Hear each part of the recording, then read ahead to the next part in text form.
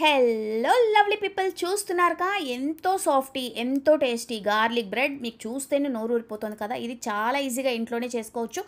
Dominoes style garlic bread, stuffed garlic bread ఎలా చేయాలో నేను ఇవాళైతే మీకు చూపించేస్తాను. దీనికి కావాల్సిన పదార్థాలు కూడా ఎక్కువ ఏం లేదండి. పైగా చాలా ఈజీగా చాలా టేస్టీగా ఇంట్లోనే చేసేసుకోవచ్చు. గబగబా వీడియోలోకి అయితే వెళ్ళిపోదాం. చకచకా చూసేయండి, టకటకా చేసేసుకోండి. దీనికైతే మనకి మోజరెల్లా చీజ్ కావాలి. అదైతే మీరు ముందుగా రెడీ చేసి తెచ్చి పెట్టేసుకోండి. మీకు కనుక నా వీడియోస్ యూస్ఫుల్గా ఉంటే తప్పకుండా నా ఛానల్కి సబ్స్క్రైబ్ చేసుకోండి, లైక్ చేయండి, షేర్ చేయండి. సో ముందుగా మనం ఒక బౌల్లో ఒక స్పూన్ ఈస్ట్ తీసుకుంటున్నాం. ఈస్ట్కి ఒక చిటికెడు ఉప్పు వేసుకున్నాం, ఒక చెంచా చక్కెర వేసుకున్నాం. ఈస్ట్కి అయితే ఫుడ్ షుగర్ అండి. సో మనం ఇది నీళ్లు పోసి చక్కగా ఆ చక్కెర కరిగే వరకు కలుపుకుందాం. చక్కెర మొత్తం కరిగిపోయాక మనం దీంట్లో 1 కప్పు మైదా పిండి వేసుకుంటున్నాం. చక్కెర కరిగాకే మైదా పిండి వేయండి.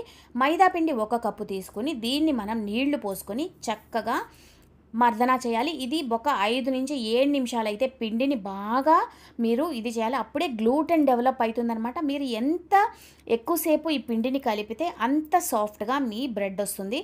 అంటే మన చేతి వేడి ఈ పిండిని గ్లూటెన్ డెవలప్ అయ్యేటట్టు చేస్తుంది. సో మనకు ఆ గ్లూటెన్ డెవలప్ అయితేనే పిజ్జా సాఫ్ట్గా వస్తుంది. చూడండి, ఇలాగా చక్కగా రౌండ్ చేసేసుకుని దీనిపైన ఆయిల్ అప్లై చేసేసి దీన్ని 1 గంట సేపు మూత పెట్టి అలా వదిలేయండి. గంట సేపటికి ఇది చక్కగా పొంగుతుంది. ఈలోగా మనం గార్లిక్ బ్రెడ్ కోసం మనం గార్లిక్ సాస్ రెడీ చేసేసుకుందాం. సో ముందుగా 1 కప్పులో ఒక 4 చెంచాల వెన్న తీసుకోండి. ఇది రూమ్ టెంపరేచర్ వెన్న, అంటే నార్మల్ టెంపరేచర్ వెన్న. దీంట్లో సన్నగా తరిగిన వెల్లుల్లి రెబ్బలు, చిల్లీ ఫ్లేక్స్ అంటే ఎండుమిరపకాయ ముక్కలు వేసుకోండి. తర్వాత రుచికి సరిపడా ఉప్పు వేసుకోండి. తర్వాత పిజ్జా సీజనింగ్ దొరుకుతుంది మీకు షాప్స్లో.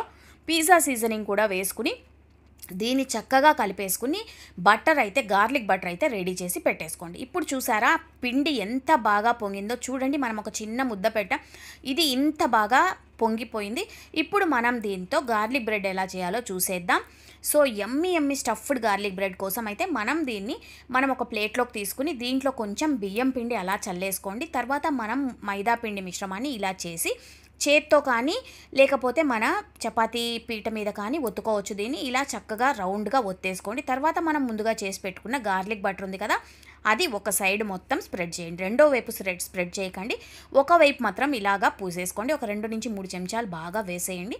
వేసిన తర్వాత మనం దీంట్లో కార్న్ ఉంటుంది కదండి, స్వీట్ కార్న్, అది దీంట్లో వేస్తున్నాం. తర్వాత జెలపినో అని దొరుకుతుందండి. అంటే ఇవి మిరపకాయలు ఇలా వెనిగర్లో నానబెట్టి ఉంటాయి. ఇవి మీరు ఉంటే వేసుకోండి, లేదంటే మన నార్మల్ పచ్చిమిరపకాయలు కూడా సన్నగా తరిగి వేసుకోవచ్చు. కొంచెం స్పైసీనెస్ కోసం అనమాట. ఇవి జెలపినోస్ వేస్తే ఇంకా టేస్టీగా ఉంటుంది. తర్వాత మనం మోజరెల్లా చీజ్ చక్కగా తురిమి పెట్టుకున్నాం, అది దీంట్లో వేసేసుకోండి. వేసేసుకున్న తర్వాత మనం పిజ్జా ఒక సైడ్ నుంచి ఇలాగా రెండో వైపుకి మడిచేసి దీన్ని చివర్లు కార్నర్స్ చక్కగా సీల్ చేసేయండి. సీల్ చేసేసాక పైన మళ్ళీ మనం చేసుకున్న గార్లిక్ బటర్ ఇలా బ్రష్ తోటి మొత్తం బ్రెడ్ మీదంతా ఇలా అప్లై చేసేయండి. అప్లై చేసేసాక దీన్ని మీరు ఒక కత్తి తీసుకుని దీంట్లో మధ్యలో ఇలా చిన్న చిన్న ఘాట్లు పెట్టుకోండి.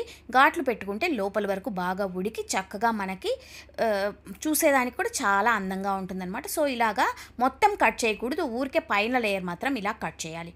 దీన్ని ఓవెన్లో మీరు 200 డిగ్రీ సెంటీగ్రేడ్లో 10 నిమిషాలు బేక్ చేసుకుంటే యమ్మీ గార్లిక్ బ్రెడ్ రెడీ అయిపోతుంది. ఒకవేళ మీకు ఓవెన్ లేకపోతే స్టవ్ మీద కడాయి పెట్టుకుని దాన్ని ఫస్ట్ ప్రీహీట్ చేసుకుని దాని మీద ఒక స్టాండ్ పెట్టి దానిపైన మీరు బ్రెడ్ పెట్టి బేక్ చేసుకోవచ్చు. అదైతే అరగంట సేపు పడుతుంది. అలా అయినా ట్రై చేయండి. ఉంటా మీ నెక్స్ట్ వీడియోలో మళ్ళీ మిమ్మల్ని కలుస్తానండి. అంతవరకు ఉంటాను, మీ విజీ.